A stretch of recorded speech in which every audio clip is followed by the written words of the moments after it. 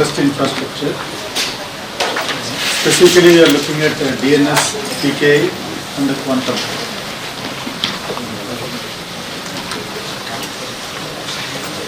As part of the ICANN Community Forum, this is a very important topic because the world is moving towards digital trust.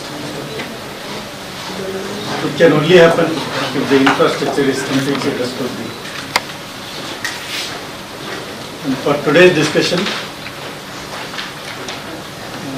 we are expected to be joined by Sri Sushil Palji, Joint Secretary MIT, who looks at, among many other responsibilities, the internet governance aspects. In fact, this is one of the most important but kind of least understood and appreciated topic. So from that perspective, the fact that Sushil Pal sir is taking deep interest in taking things forward, and he is strongly supported by Sri Santosh ji, who is here. Thank you, Santosh sir. You are the one who was handling the succession of joint secretaries in ensuring that the I-governance get the due that it deserves. And our country in the last few years has come up with a very strong foundation to enable universal accessibility through .in registry, through multiple internet exchanges, by creating the right infrastructure and policies. It is led by NICSI, again a sibling for us as part of MIT family. We have the gamut of people from NICSI. We are so happy and privileged to have Dr. Deves Tyagiji here, who is the CEO, and along with that we have colleagues from various stakeholders, from academia to industry to policy making bodies. We welcome all of you here. And before I request Dr. Deves to give his opening remarks,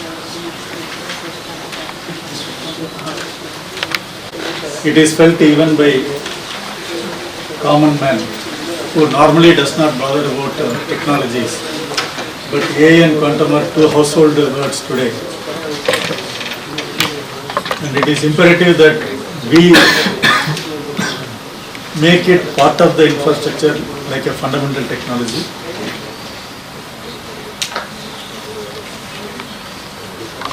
And the second aspect is, while we embrace AI and quantum, India has to continue doing it in a frugal, innovative way so that it is economically viable and cost effective. This is one area India has been very, very successful in almost every technology. Now it is time that our digital infrastructure is also, we have been doing it in the digital signature front, UPI, Aadhaar, all of them. We have the lowest cost when it comes to data rates. I think the trust also should come at almost zero cost in India, and that is the challenge that we all face here today. And from that perspective, today's discussion is extremely important. How do we enable all the latest technologies and the capabilities that they bring at a cost that we can just write it off, kind of, so that universal accessibility that we are aiming for becomes a reality. And I would like to thank Dr. Balaji for making all the arrangements and his whole team. So with this, I request Dr. Deves Tyagiji sir to give his remarks and comments before we go around the table, sir. I believe that we have summarized it very well. And the adoption of new technologies is the key for our country. It will be missed the industrial revolution and other revolution which has come up in the past. for me that this emerging technology adoption or when this taking emerging technology to next level, I think we are very well placed as of now, since we are aware that our IT industry is well placed. We are a world leader in service sector. Around 54% of total services export business from our country. IT industry has seen to another level. So time is for us for adopting emerging technologies. The basis is set, the government is keen and industry is ready.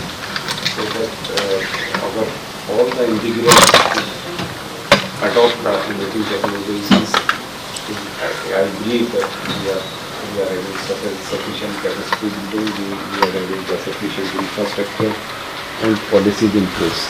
So let us take advantage of this and move forward. Thank you. Thank you, sir. So before I request Dr. Balaji to explain, we have Santoshji here. He is not only driving our internet governance division, he is also pushing the country to become active in IRTF, which is less known, and IATF in a big way, so that not only we are adopters, but we contribute to the emerging technologies and create the RFCs and standards in this area. Sir, maybe a few words from your side. You have been doing a lot of work for so many decades. Thank you for the participation, and I will echo what Senior PC Dr. Rajesh Reddy has mentioned. Now the internet infrastructure has been made also 25 years back, but the standards are, we need to upgrade the standards, and there are various standards which has to be implemented in this. But the discussions which we are having right now with the various constituents of ICANNs, there are requirements of transparency which needs to be developed. So I am not going much into that, but yes, this standard implementation and all the concerns that will have to be done on the domain side as well as the members side.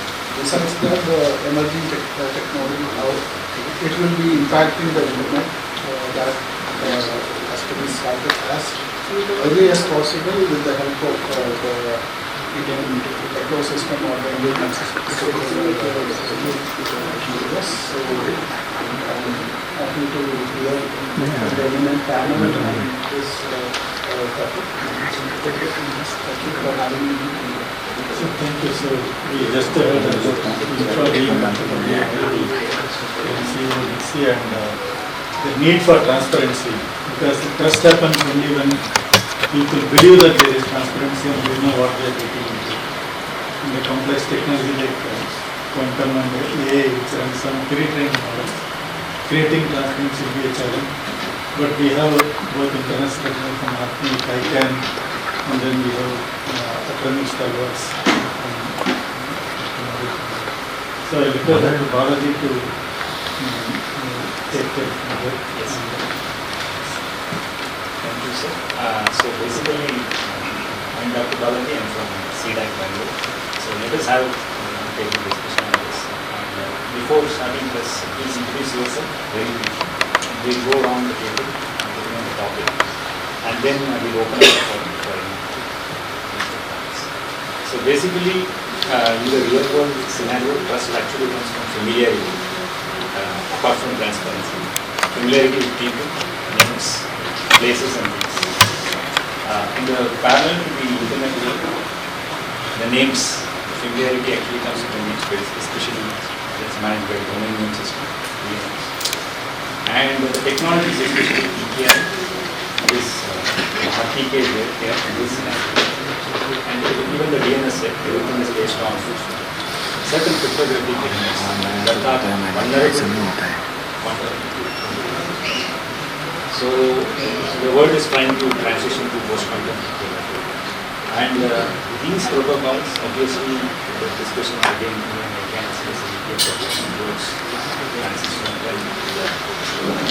these form the fundamental foundation layer of digital trust. So this is how actually going on. And with this intervention, maybe how we can improve. Basically, we would like to see what is the way forward, how it can be taken. So, again, so that the trust is ensured. That's the idea of planning for this organization. With that, I am Mr. Joshi. I've been part of the CDAC team that has worked on making the internationalized domain names available in the NITSI infrastructure as well as at the ICANN. So majorly looking at this discussion mainly from the name side than more on the number side. So yeah, that's the bit from us. I'm Nirvita, came from, as Akshay said, I'm looking after the internationalized domain names and university acceptance. I'm from CDAC. Hi, I am Rajiv Kumar from Tata India District NITSI, managing maintenance since 2007 as the renewable NITSI project.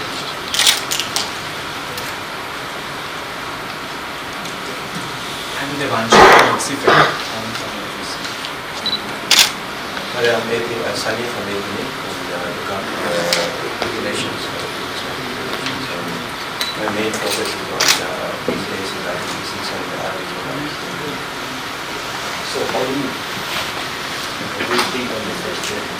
This is my first meeting here, so I'm here to see what you guys are doing and probably I'll be able to comment later I on. think we have a view from Australia and also part of the world. So what are the take on this? Take on the quantum. At APNIC, we might have started discussing on the quantum side of it. Our priorities for this year, as I said, in IPv6 and there's still quite a lot needs to be done in those two technologies there, in the adoption and validation of, especially the validation of the IP security side. So we have not embarked on the quantum side yet. I'm Bhavin Rajan, co-founder of India Internet Foundation. My main focus area is on property and resilience. This is because the property is developing on two main questions in the country. Some of the things that we have done right now is kind of bringing the post-quantum DNS set first rate. So we will talk about it. I am Mohit. I'm an associate professor of computer science at NITK. Currently, we have been actually working on the IPv6 deployment. We have migrated our university campus and applications to IPv6. We have also done RTPI. So, with the knowledge that we gained, we have actually documented the challenges that we faced in the IPv6 deployment. And then, with the help of the document, we have now migrated 2 more universities in India to IPv6. But on the quantum side, we just got a tiny little project from IIC Bangalore, which is through the Karnataka State Government's initiative of quantum, and we are trying to build a simulation model for quantum networks so that we can educate students on the quantum networks. Before that, Thank you, and thank you, Balaji, for the invitation. My name is Nico Cavallero. I'm the GAC chair. And I see my good friends Santosh and Divesh here. It's a pleasure. Thank you for having me. So regarding the kinds of technologies you're discussing, I can say that I'm a big, let's say, advocate for open standards and open source software. Because I heard you were talking about transparency, and the best way to actually, ensure that you're working in a transparent way is to actually have access to the source code and make sure that nothing weird is happening, as you can. And I'm trying to get not only the GAC, because the GAC doesn't have too much of a technical role. It's more like policy making and policy recommendations. And as a matter of fact, in the ICANN ecosystem, our only purpose is to provide the ICANN board with advice, not necessarily technical. But other than that,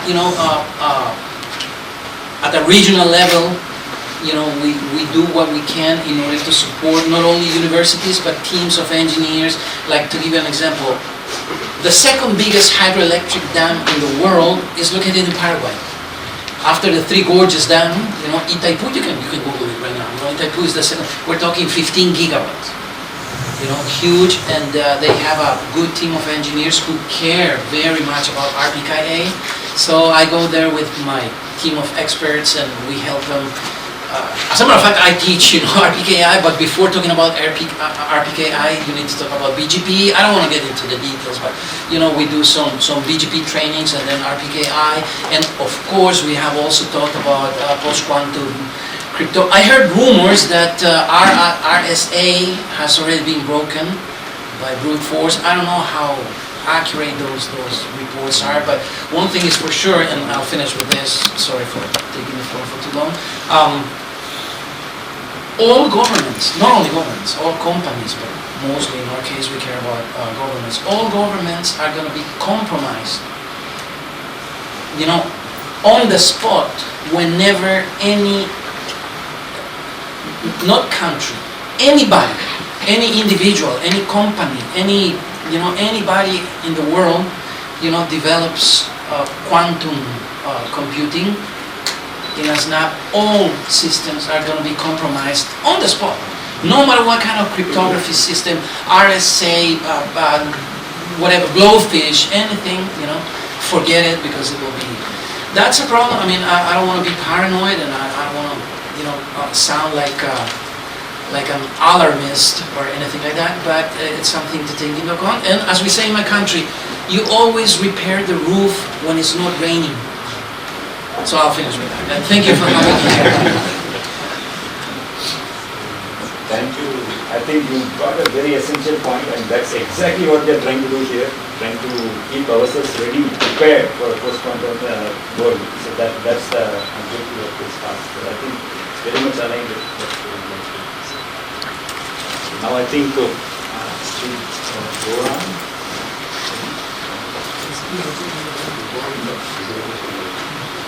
It's an open discussion. So maybe I think anybody who wants to share their views or thoughts, so let's be open here. Let me start. Yeah. Hi, I'm Dhruv. I'm on the Internet Architecture Board and I'm quite active on the ITF side. So it's very good to see that lots of interest on the topics that ITF has been quite active at. So we have been doing various programs trying to encourage participation from India in the internet standards for a very, very long time. Various initiatives, and glad to see there is interest, but at the same time, I hope we can lead to actual development of more people presenting ideas, discussing things as well. In ITF, usually what happens is, as Nico was saying, we need to prepare ourselves. So yes, there is no consensus within the community. When is this going to happen? But that doesn't stop us to develop the standards and keeping us ready for that day. And most of the work, in fact, there is work from India. One of the RFCs that's going to come out, it's with the ISG right now, is about PQC for engineers, like how to make it a little bit simplified for us. I'm also not a cryptographer or a researcher. How do we understand this thread better? And that work is from Thiru, based in Bangalore. So there is good work, there is good community already in India. People who want to participate in ITF, come reach out to us, and there is enough support system at the ITF level, at the India community level. Mohit has done, other people in the room have done this. So I hope this inspire you all to work on this very specific problem. And in all of this, for DNS, for PKI, adoption, the standards are there, and their standards are there for a very, very, very long time. But the adoption isn't. And that we have to work together as a community, how we continue to monitor, continue to tell people why this is important. And use this opportunity sometimes AI comes in, and sometimes you need a spark for people to think that now is the time to deploy. So whether it is quantum or whether it is AI, this is when we push people that yes, the technology exists, let's adopt, let's note down the best practices because of the scale that the India has. The kind of scale that we deal with, we should inspire the world of how to deploy these standards in this scale. And I hope we can get that from this room. Thanks. think it's an important point that you have highlighted, especially about this work on the information draft on frequency for ES. I think everyone can probably go through that. I think just so what we have tried last year is some of the hackathons that we have done on one of the projects that which is advanced internet operations research center. So there we have some codes over there written by the students and professors, and there's some close to 1.2 test bed for DNS. So that's there available in YouTube. You can go to that particular repository, you can start contributing to that, lots of people are contributing to that, and it's live. So you will have a production platform over there that test bed. You can provision the virtual machines and then you can work on that. So that is a very community-driven project, wherein if you have interest, you can just first of all read the codes, how it has been done, and then kind of you can have also your optimizations. Thank you for sharing that. Maybe at the link you can share. Balaji, if I may? Yeah. There's something I forgot to mention listening to our colleague from the IETF, the importance of cooperation, and collaboration, not only among countries, of course, even though South-South cooperation is absolutely critical, I would say, at this time in history, right? Very especially related to these kind of technologies, right? Including AI, machine learning, and all those kind of algorithms, which are, by the way, for sure. I mean that's for sure for anybody who's in the technology field. Know that machine learning algorithms can have a direct effect, both positive and negative, as related to DNSSEC, cryptography, and even BGP and the ways details, but how it would affect RPKI. So the sooner we start some sort of partnership agreements, the better for everyone, especially from a governmental point of view. And in that regard, well, I'm not allowed to give any kind of details, but we're doing things, we can't go public yet, but we do have plans and we're actually working in that regard. So I really think it was important to mention this, Balaji, even though we're not going to make any public statements yet about anything, but that's part of our planning. I wish I could do more from but Santosh, Divesh, the way the GAC, how complicated it is, to come up with anything technical. Yesterday's presentation about DNS resolution was quite an adventure, trying to explain how things happen in a snap, in a millisecond. And but anyways, we're doing our best. And thank you again for having me. I have to leave now though, because I have another meeting. So I beg your apologies. I wish I could stay for the rest of the day, but I have to chair a session again. So my apologies, and thank you so very much again for As we move on, any comments from the members and audience, any questions? Yeah, I'm Harish Chaudhary, Chief Information Security Officer, Rashtriya Raksha University.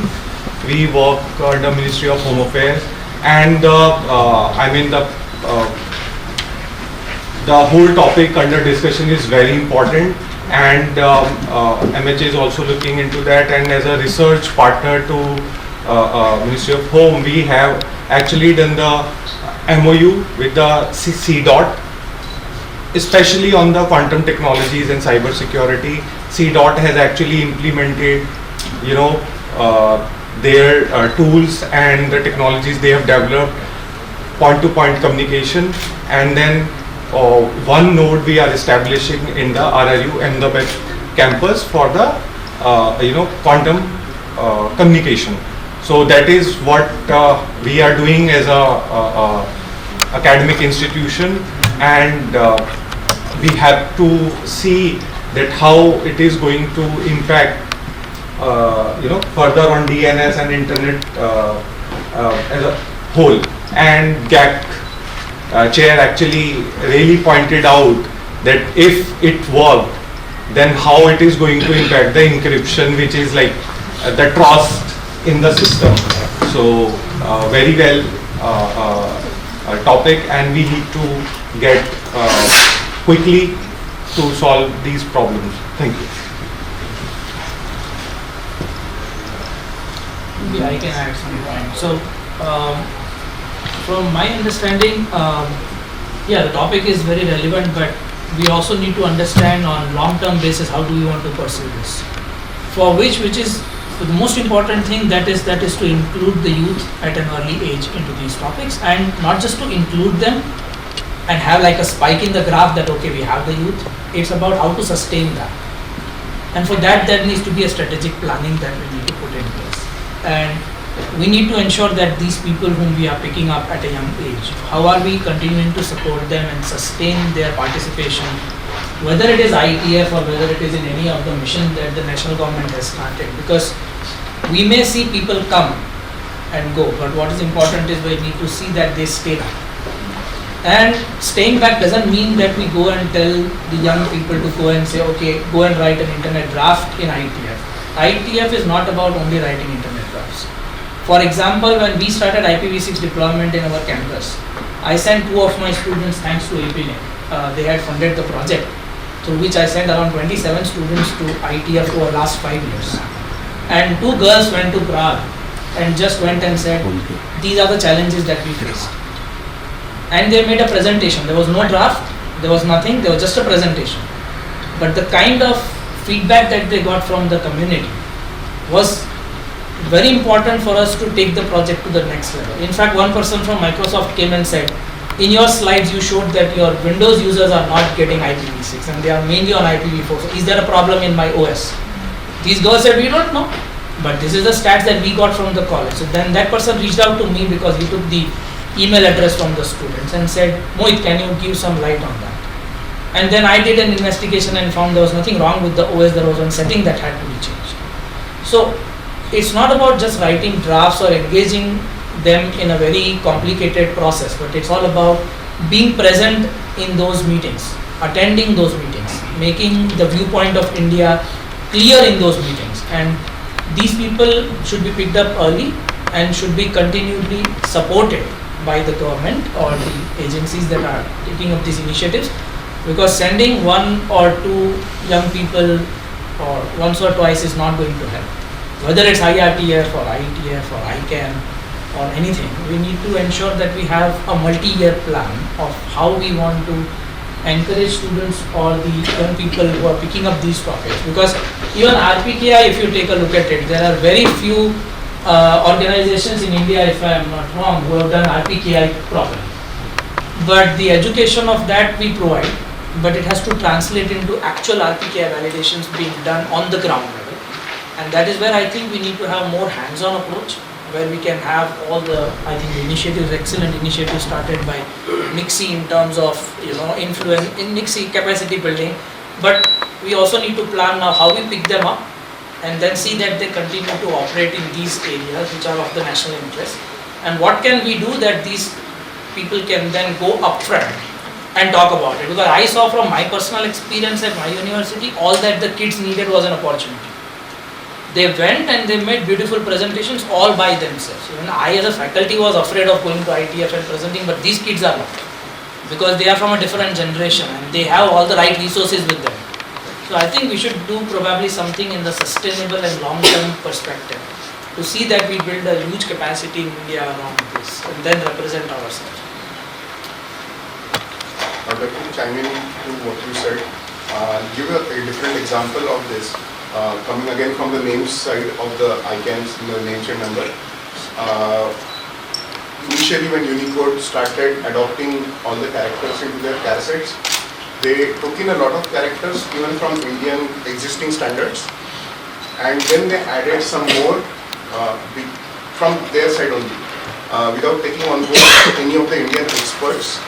Obviously, why? Because there was nobody to look at. There was nobody designated person, and they adopted a standard and then further modified it, which is in a way causing some issues to Indian language community now, the non-PWL characters. Who is responsible for it? There is nobody specifically to point at, but it happened. That's one part of the story.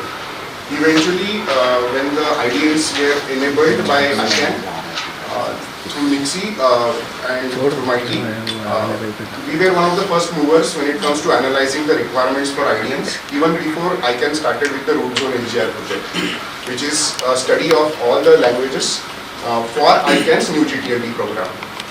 And we had completed all the study about Indian languages, what are the requirements vis-a-vis IDN rules and security measures, even in terms of variants and everything. We were more protected than the mandate of the new GTLD program at that point. Once we were done with this, then root zone LGR project started.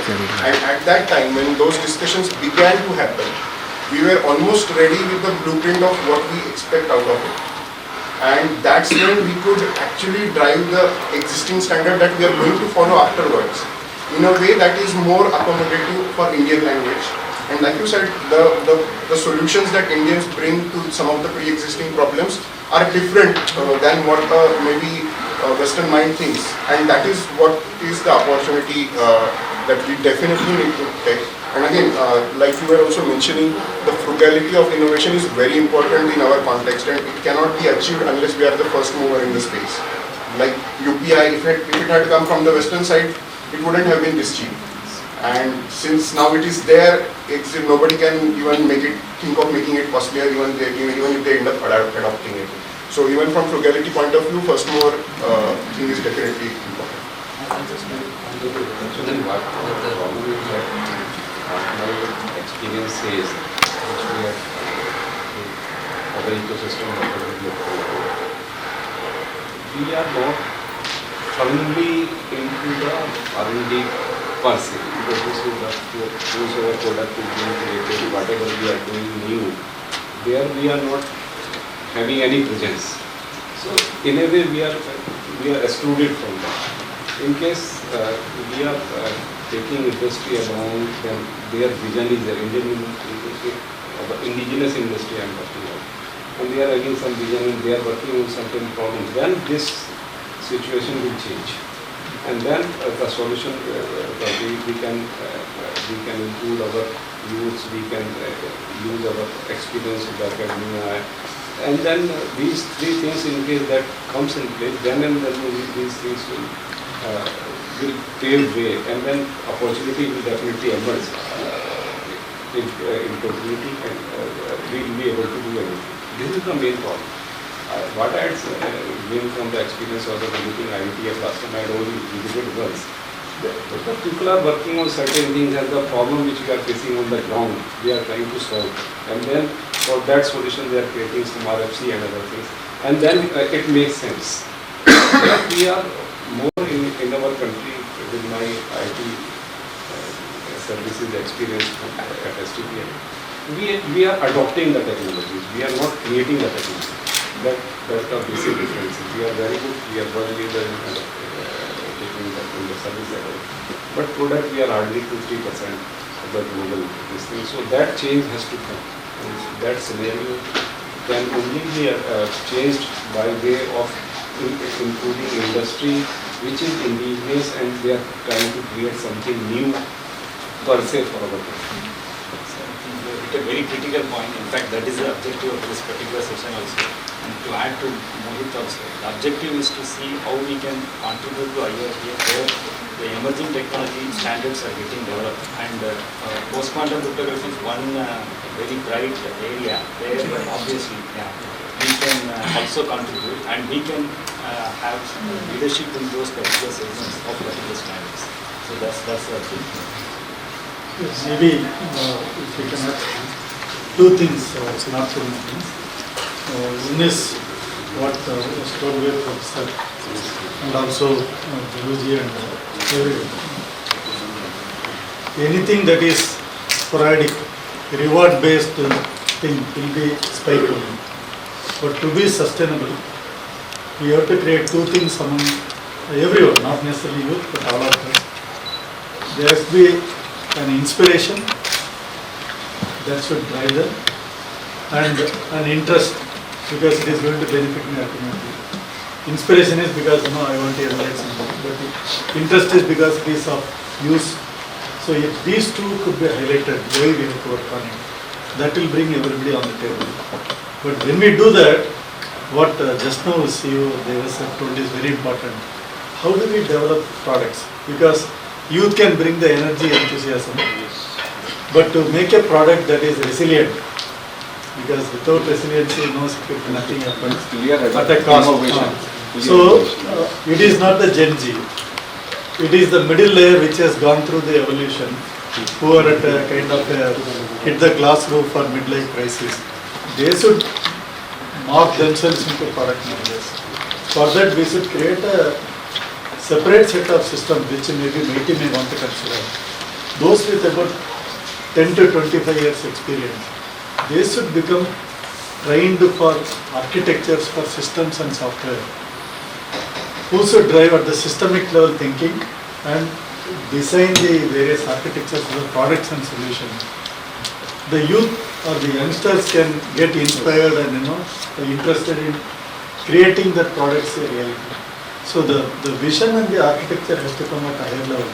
So maybe sir, we have to look at a program which has two layers. One for the mass adoption of youngsters, who will bring the agility and the unique thinking. But a higher level, how can be a secure, safe? For example, many points that came are related to actually configuration issues. If you configure it right, almost 25 to 30% security issues are resolved. Just that we use some default, which is a lower configuration, and we have vulnerabilities. So those things has to come through the architecture at a higher level. I think if you have that, quite a few things could be addressed. Is what I think. So way forward to this is we need to identify the problem statement in each of the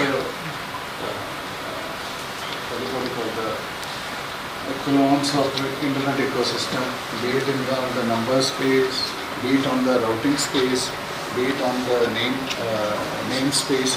So this is all we need to list it down. So the problem statement, if we don't list it down, then it will be very difficult to have a way forward.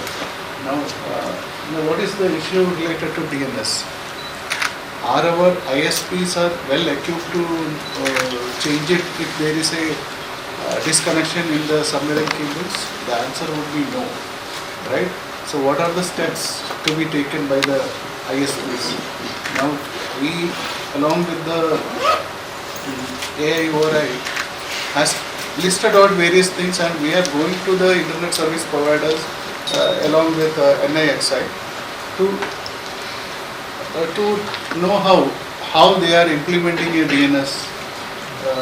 How they are implementing DNS in their networks, because many a times there has been a disruption, so we need to list out the things. So whatever deliberations we had, I would request CDAC to list it out and to give a way forward, and also along with what are the steps we need to achieve that. As everyone has mentioned, he has mentioned about a case study related to the Unicode. We should work on that track, and it has to be clearly defined.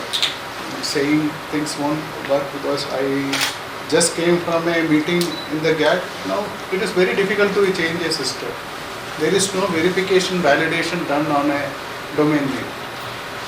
See, any fraudster can make a domain, he can do a havoc, and within a fraction of a second or within a day. There is a 15-day time to register a domain, and we are asking for whois accuracy, which is whois is basically the database of the domains.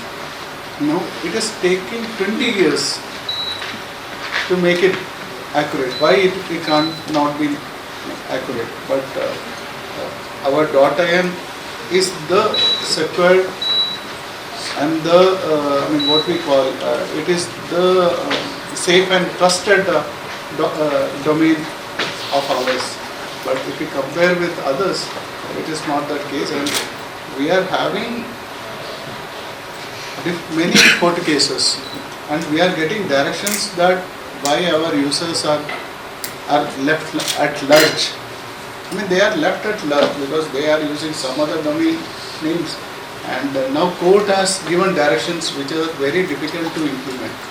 So in that scenario, we have to list out how to take forward to create our trusted internet infrastructure in our country, and being when we implemented it, the other countries and the whole ecosystem will change. Can we leave? मुझे भी 115 minutes. So the thing is that in ICANN, I mean, we have sessions. It is not that a panel discussion which happens in ICANN. You are discussing this for 10 odd years, 15 years regularly, and the fact so we can, it would be better to conclude. Then, no, we'll continue the discussion over lunch. That would be good. Yes, as rightly said, we'll create a report of the education so that action points can be taken. And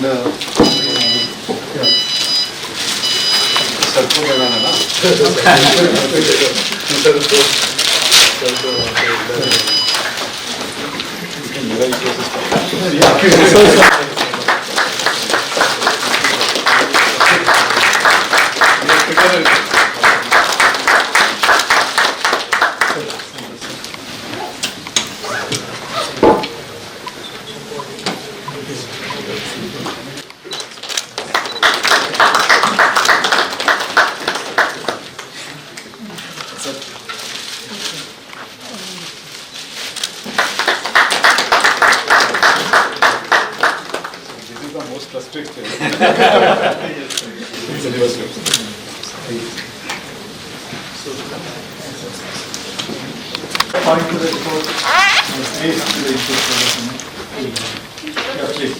Hello, I'm Shikha Shruti, Master Student in Public Policy and Sustainable Development. My question is, in the era of misinformation and disinformation, how government is securing its DPI and ensuring digital sovereignty?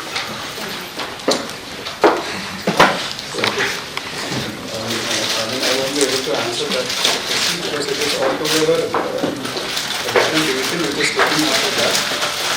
So there are basically many checks which are being done. So on the information, public press information, there are many fact checkers like PKI has a fact checker.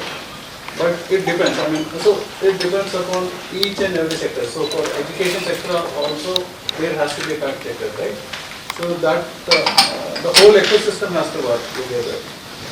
Right? It is not only the government because I mean all the repository has to come to government and say that okay, this is the legitimate, right? So if anything happens in the sports, I mean it is very difficult to control. I mean, sports, somebody is saying that okay, I will give this much, I mean please provide us this much money. I will provide you all the facilities so that you can participate in Olympics and all. So it is very difficult to manage. So it has to be all the stakeholders together. There has to be a consultation on this. But yes, on certain sectors, there are fact checkers, and I would, Harish, can you mention anything about law enforcement agency are doing on the fact checker part? Okay, so on the law enforcement agencies actually fact check, so we have I4C, so this is for the entire coordination, and certain they are collaborating and they have launched certain portals on which you can go and register the complaint, as well as then they follow up according to the there are certain guidelines. So I cannot disclose everything in a public meeting, but I could definitely say that they are doing tremendous job. In the the last week a centralized system is launched at MHA where all the police officers and agencies can actually coordinate on a single platform, which we call it as a CIMAC. So in that sense India is moving very rapidly. However, on the fundamental things, quantum, RPKI and all those configuration, we need to see with the technical perspective, and we have to correct these configurations. After all, when we started with universal acceptance, initially it was just a configuration change. Then we keep on moving on their acceptability. Now right now at the age of AI, so we are thinking that is AI is adopting UA or not? That is not the question that UA is adopted anywhere. Is, for example, a certain model know what is UA is now? Because nobody is going to type, domain name or email. They are just talking to your phone and asking for the output. So things are changing this way. And as far as the initial question, we are, even we are taking down some content which is like certainly malicious and not up to the mark as per the recent policy updates and the recent laws. Thank you. We have PIP fact check unit also which does this fact checking. You can follow them and they debunk many myths or any kind of person. Hi sir, my name is Ankesh Shai and I am an ICANN fellow there, working in cybersecurity part of UIDI, Aadhaar. Sir, as quantum is still in early stages, as a security researcher, how we can contribute with the help of MIT? Is there any roadmap plan for that? Yeah, maybe I think for the quantum specifically you are asking. Yes sir. So there are several projects funded by MIT itself. Then we also have a national quantum mission. Then there are several other ministries which are also contributing on the quantum side. I think all of them are in the early stage.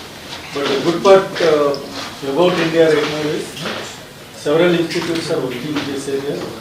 And there is a good amount of progress. We are almost comparable to the rest of the world in terms of what we are doing in PQC. If you look at it today, we have PQC and PKI available both in hardware and software. Similarly, there are some proprietary quantum PQC set, both hardware and software systems are available. We have good simulators. More simulators are being built as we just heard from Professor Mohit. Now you have to only find out who is doing what. But all are available in public domain because nobody is today doing a project that is secretive. It is all publicly funded. So the project approvals are available. And if you go to the website, you will find out. And in fact, CDAC itself is specifically hiring research interns because job is slightly different. It is the MTech and MS project who are available for a full year and PhD scholars for 2 to 3 years. We have the way we have various schemes. We have a special intensive scheme only on quantum technologies, including QKD that was referred by Professor Harris and for the key distribution, but also PQC in general. In fact, there is a initial work happening in even quantum cryptography itself, QC without PQC. It's for you to find out which project or what is aligned to your interest, and then you can work on it. And you are with UDI, so probably IDEM is a major area for you, and that is an area also where people are working on it. You can. Thanks, sir. Yeah, I will come. Thank you, Balaji and Sudarshan sir. Actually, internet trust infrastructure, you have to think DNS trust infrastructure first. For that, you have to aware the people know the DNS, TLS, and DEN technology. A part of that, Mixi doing a TSAP project with certain to make DNS infrastructure secure, where they find a malware and phishing domain name and they report it to daily basis. And even our domain zone is daily monitored by the area, the different area, not a single area. They also find any domain, a abusive domain, immediately reported to MIT or reported to Mixi directly. So this type of infrastructure developed by Mixi.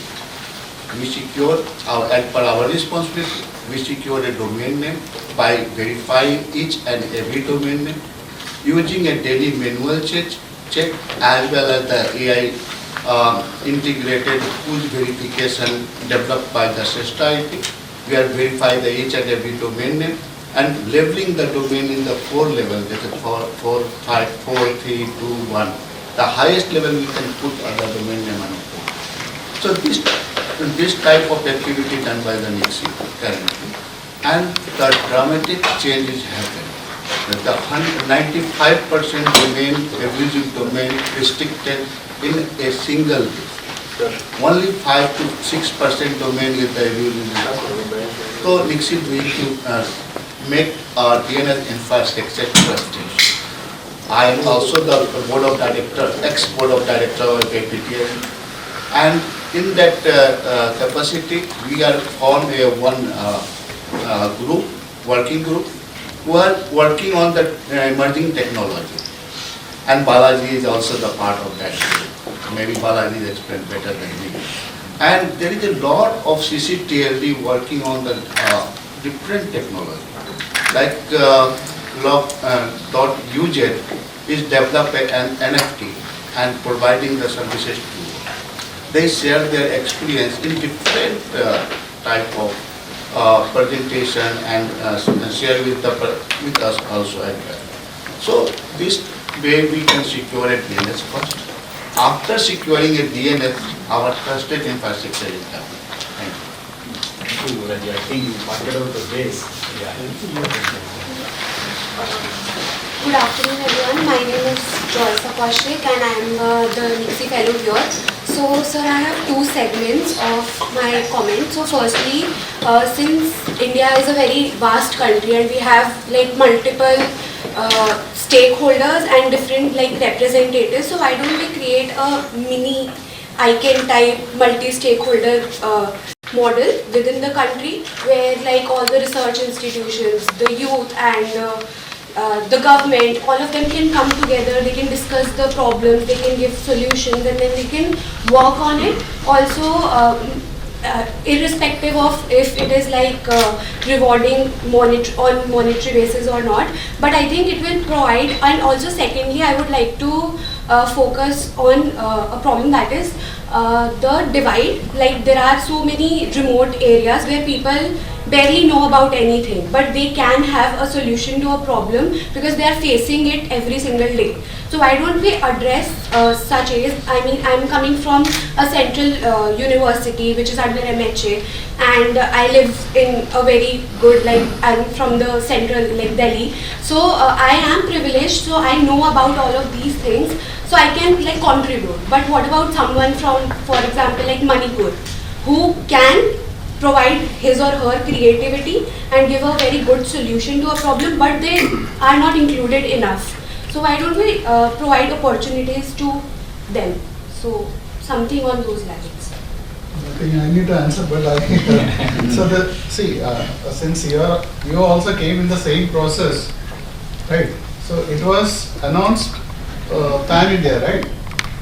Isn't it? So yeah, so many students are encouraged to participate. Now coming back to ICANN kind of a system, now I would like to mention that there is a India Internet Governance Forum, right? So in that also all the problems, statement can be discussed, whether it is technical or on the policy side. So we have that. I mean, that is constituted by NIXI. So they conduct India IGF for, I mean, they have started from 2022 and every year on year it is being conducted for maybe for 2 days or 1.5 days. And there are another ecosystem like in INSIC, that is Indian School of Internet Governance, wherein which people, I mean, it is also open to all. So there are many institutions which has this kind of a thing, and from your side there is IISOC, right? India Internet Engineering Association. So there also, I mean, since it is based out in there, and from the that is also there. So I mean, you also have a system. So it is scattered, and I mean, the point is well noted that very few people are know about this mechanism or this kind of a initiative which happens in India, right? So anyways, it will be streamlined shortly, right? and you can give your suggestion anyway. I believe that you guys might have given your suggestion to DC, so that in future they will formulate the initiatives for all the, the person at the last mile also, or the student at the last mile also. Thank you for your speech. This is Tushar Singh. I am a Nixie mentor for the record. Considering time, I will make it short. So basically, adding on to what Doug rightly mentioned, it is not about generating new standards and adding new projects. It is also about adoption. So basically, the adoption it is very less, and that could be due to 2 points mainly. Firstly, I would like to mention about incentives, as you mentioned. So incentives couldn't always be about monetary or short-term incentive. That could be also regulatory compliance and reputation-based incentive as well. So next up, coming on to the next point. So basically, we need to mention the baselines and standards. So basically, right now, currently, the standards are here, but we need to make the baseline here so that the compliance and the regulatory policy is made according to that. And well, yeah, so we can make the internal secure. So yes, after compliance, organizations will have the incentive as a that they're compliant with. So that would be one of the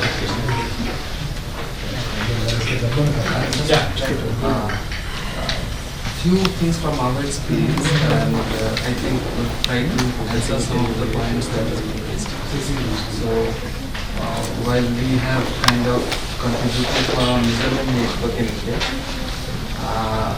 whenever we have started, everybody was talking that where you will find the ability to use measurements in India. And that was something which was a boiling point. We have gone to right practice and that India is not their priority.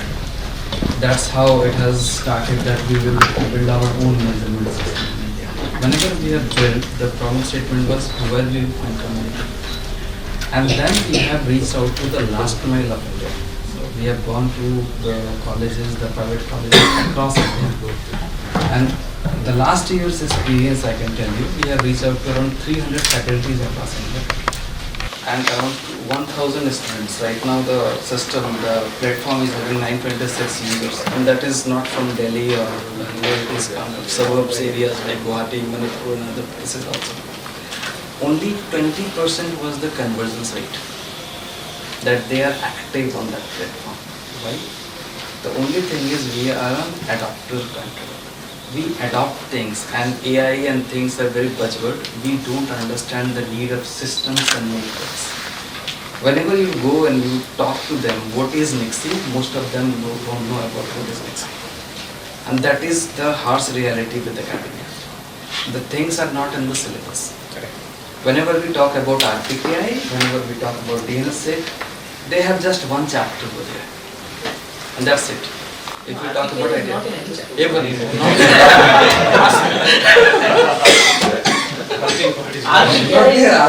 RPKI full form is not known. They are starting from the class with this IPv6 and CIDR is something which. So the fact is, these things are not taught. The idea of internet and how it is evolving, what are the things over there. So whenever we have gone to these campuses, they were very much interested, and few of them has kind of becoming like they are every day doing something. You will see in that portal there are 23 projects. This is from the community itself, and they are not from top-notch colleges. They are from the bottom of the colleges. They are very much interested. You will see the source code is there.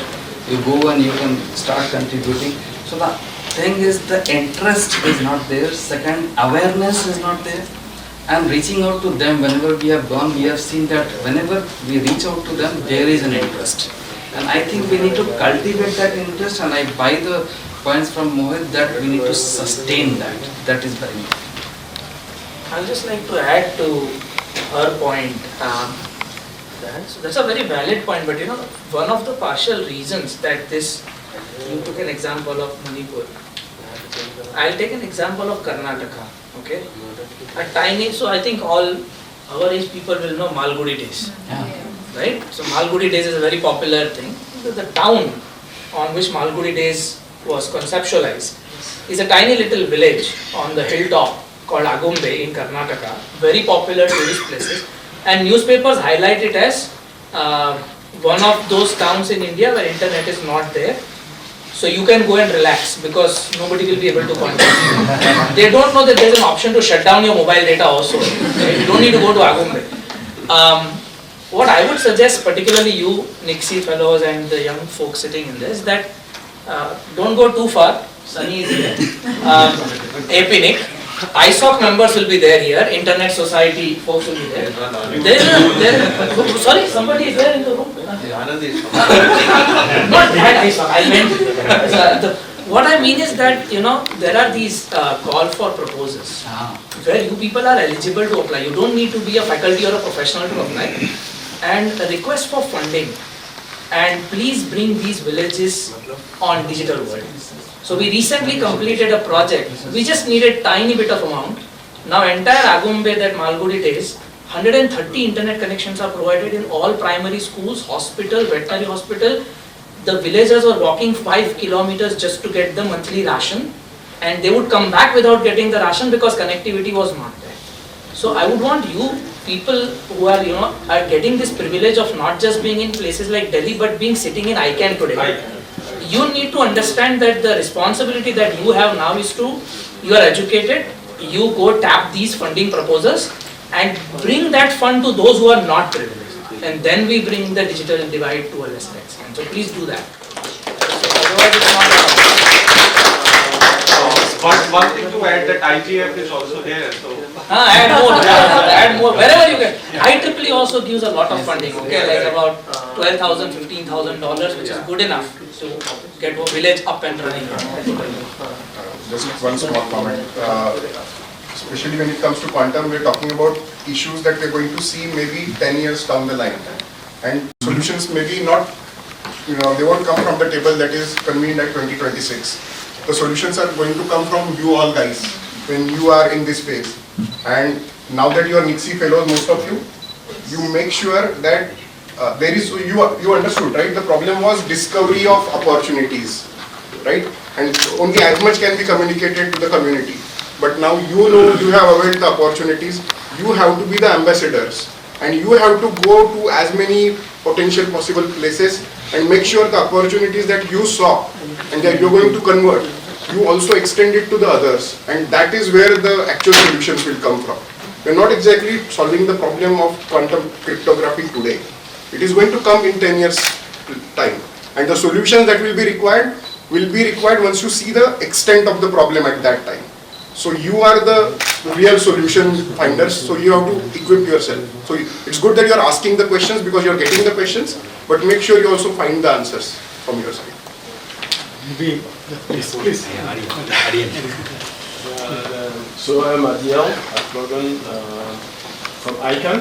I'm Vice President of Technical Engagement. I was invited to this event. I thought it was starting at Rome, but there is some miscommunication. So very interesting what I've captured the discussion about evolving the young into the post-quantum era, particularly when it comes to internet infrastructure in general. As you know, from ICANN perspective, we are more interested in the quantum cryptography and the DNS. It is an area that we are watching, like everyone else, to see how it's evolving and how we can prepare for the DNS.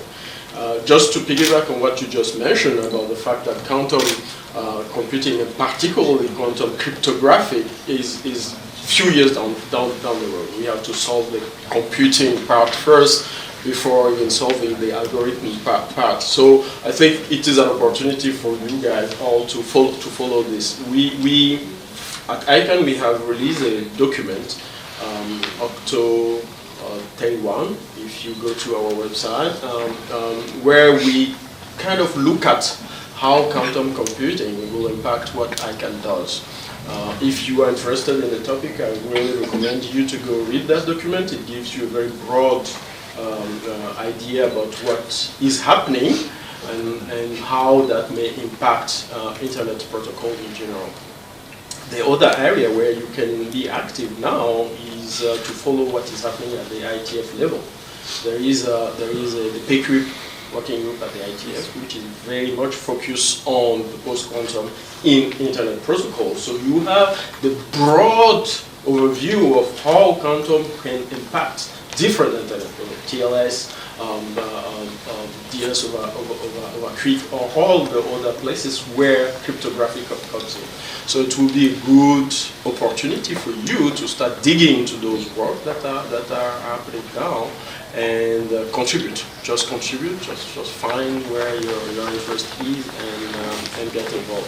From our side at ICANN, we are trying to be present at all those discussions, and also making sure that the processes that we have for algorithm role for DNSSEC specifically take into account quantum cryptography at the time when it comes and be ready to use it. For DNSSEC, the rush is not as there yet as for TLS, for instance, because harassing and decrypt later doesn't work that much for DNS.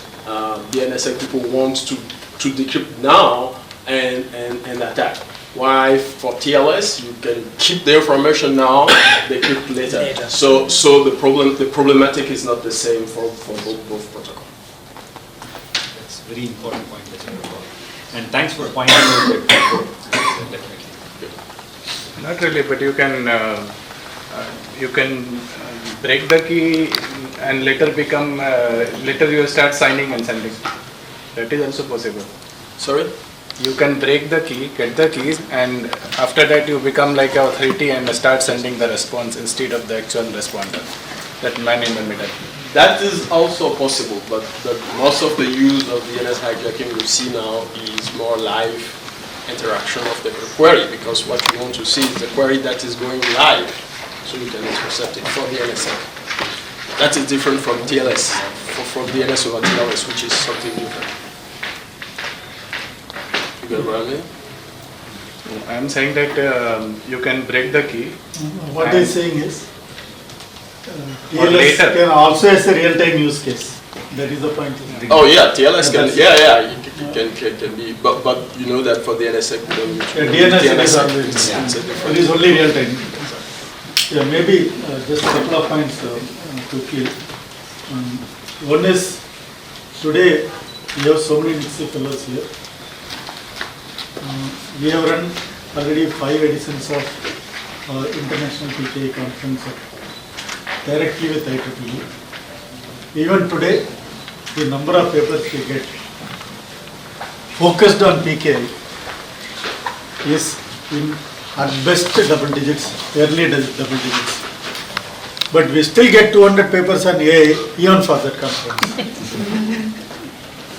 So, the need to be in the buzz wave of the terminology and be socially or publicly, externally recognized, saying that I am in that area, seems to be overriding. Even if they are working on PKI, they want to call it AI PKI. This is, however, we should realize that the work should be first of all satisfactory to self, because we are solving a problem.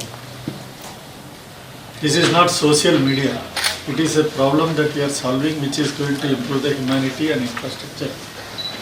So maybe if each Nixie fellow here takes a vow to submit at least one paper for the PKI conference this year, because as the volume increases, that is how the critical masses emerge. It has happened in VLSI in India. I am saying with conviction because when we ran the analog and digital design challenge, we thought the top 60-70 institutes will come and compete.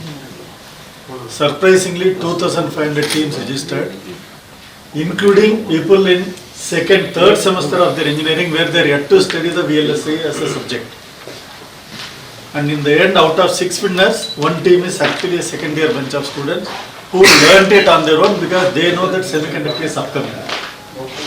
So somewhere the fact that only top institutes are coming is not true. Talent is everywhere. Somehow we have to reach out to people saying that you are solving a problem which will give them the confidence. So the impact of the problem that you are solving has to be communicated more importantly. This is one feeling I have got. The second aspect that we have to look at when we solve such a problem is It's about the inspiration from the faculty. There are interesting topics. One side, though I agree that it is not in the syllabus. Nothing was in the syllabus when Python came. Everybody learned on the go. Even today, 90% of courses don't have AI as a formal subject. Everybody learns in school itself. When robotics came early days, everybody learned robotics. Drone flying is now, it's a hobby. So, if there is a awareness or some kind of a, public outreach is done in an orchestrated manner, we not need the syllabus. It will be forced in by the young generation. All we need is some good, inspiring seniors who can give, engage in dialogues, converse with the students to say that why this is important. If somebody knows something is important, they will do the job. This is again the job of all of us here, because we know the importance, but are we taking enough time to communicate? The fact that people feel IITF, you should be qualified, somebody said, no, anybody can volunteer. This information itself is not told. So it is our job to create a kind of, there is this book series called Something for Dummies. So I think we should create DNS for dummies, ICANN or Internet Trust for Dummies. That will probably change. And I'm a very strong person who believes that being remote is not a reason for failure. In fact, they are more capable. And I started my career from Manipur, by the way. So.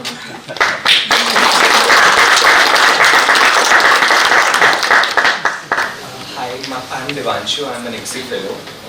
I have a concern about IoT devices. So about 2 years ago, there was a conference, National IoT Conference in Delhi as well. We haven't heard till now. So my concern is now everyone is having the IoT devices and they are the major driver of DNS traffic.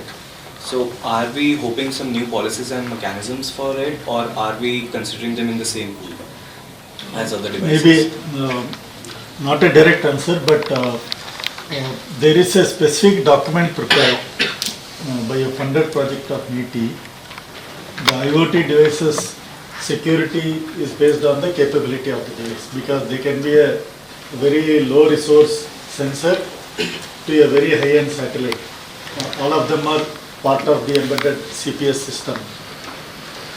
So there is a specific categories defined, type 1, type 2, type 3, and based on the criticality and all, what should be the way to give security evaluation, given the limitation of the device compute resources itself.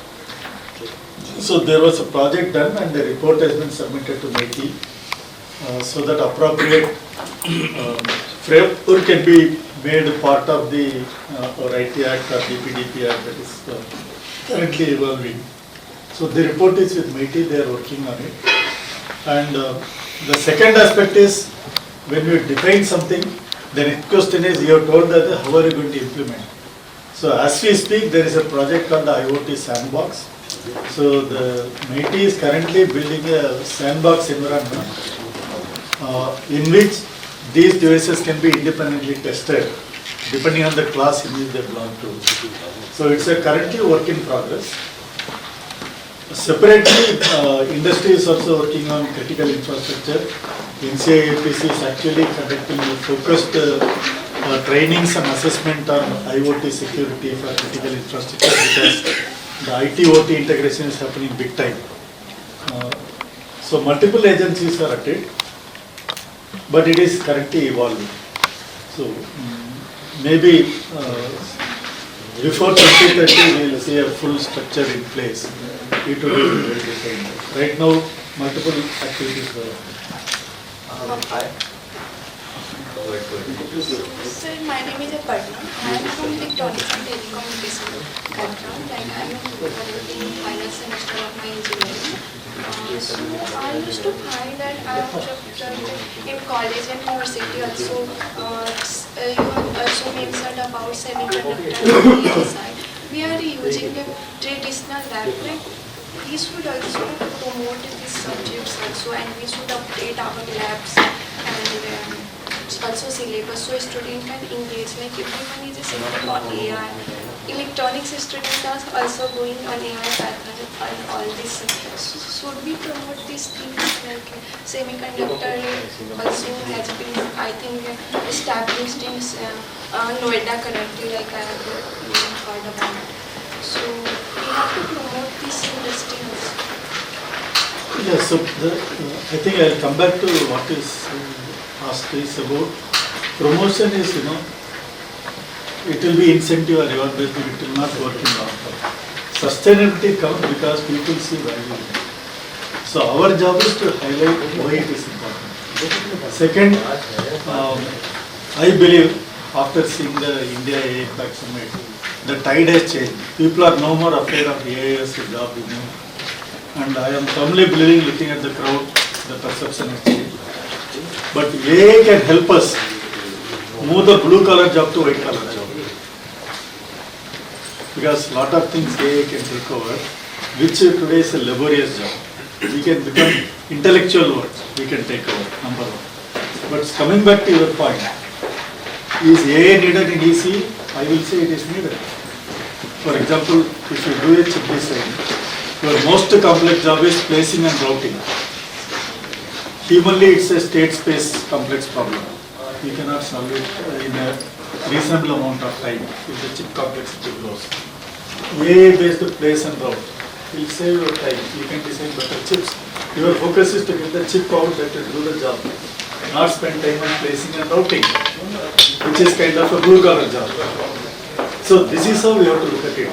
How to imbibe the culture of the technology, yet focus on your core job. Your core job is electronics engineering. Please focus on electronics. Because without the chip, nothing is going to work. And all these subjects, you have to bring the value. How it is going to change your day-to-day life. Because everybody is using browser and everything up on it. If they see it is important, people will start using it. And students will learn on their own if they see value. I think because of shortage of time and lunch, maybe last question. Sir, my name is Nikhil Mathur and I am a Nexi intern. Sir, I'm gradually learning things, but whenever I hear this term quantum, there is a term that is associated with it, entanglement, quantum entanglement.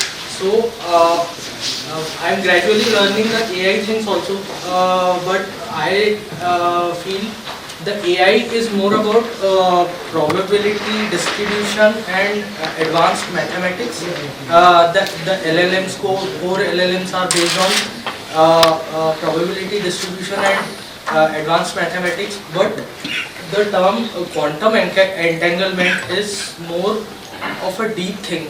It is not related to when we talk about predictive analysis. Quantum entanglement is a deeper thing. So, is it practically proved? Quantum entanglement is it practically proved? Today it is not only proven. You can get certified entanglement sources. And then degrees of entanglement sources, we have multiple degrees. 1 degree, 2 degrees, 3 degrees. It's physics. It is already proven, certified entanglement devices are available. Okay. One last question. He's also sitting. My name is Manas Tandevar. I am an executive. So, sir mentioned us earlier that DNSSEC implementation is slow. So, what infrastructure upgrades do we need to implement DNSSEC faster and wider? Nothing is correct, sir. Implementation is not slow. Adoption is slow. So adoption is fully depend on the hosting provider. Correct. Not depend on the registry or registrar. Even registrar play the crucial role. Registrar is not involved due to their financial issue. Maybe they can involve 1 or 2 people for the changing a key after every 6 months. This is the way which is not going to aware their registrar to take a DNS sec for your domain. But government is already aware that every bank, financial institution and government website is DNS enabled. So only these are the focus area and these are the dark area where the DNS set is not available. This is the one reason.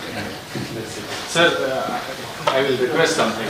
So, for example, cars earlier, the security features were only on the top end.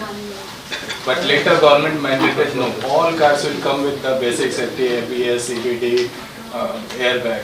So maybe cost will increase a little bit. So I request that Nixie should The right person is moved from a GAC session. So you can request directly to the GAC guy, Santosh sir, to make it mandatory. Even the domain is not make it mandatory, how can you DNSSEC make it mandatory?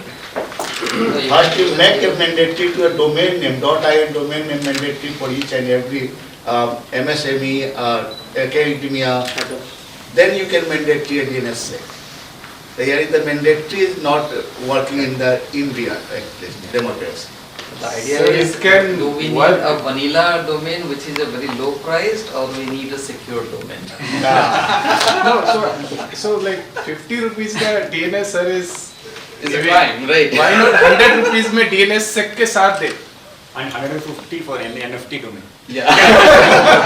Yeah. No, That I is what I'm think waiting. some distance to go, I think we have to enable through.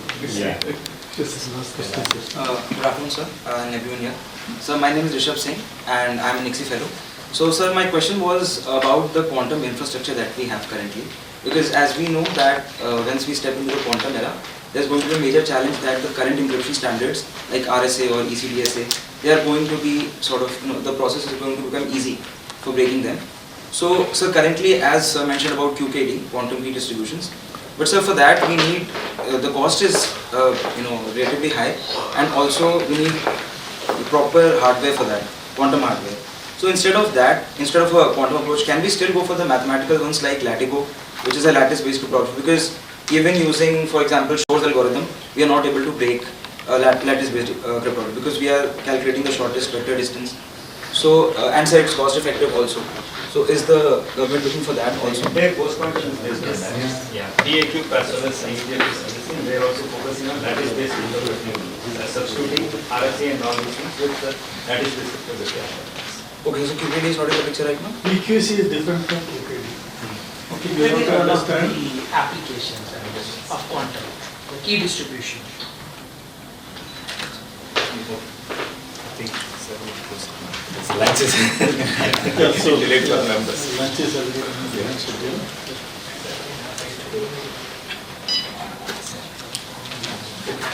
So, fine. Yeah. So I think thank you for all the members who are here, and then to all of the members who are there.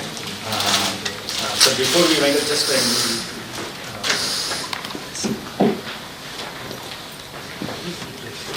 actually this program would not have happened without the support of Rajiv ji.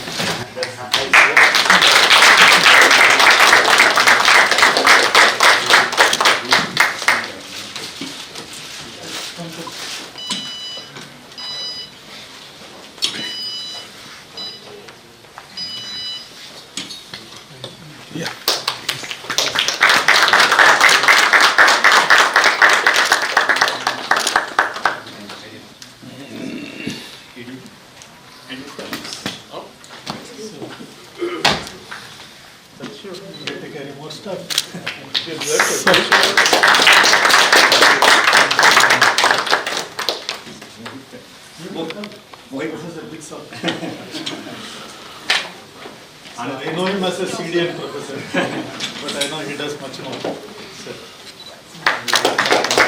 Yes. India Internet Forum.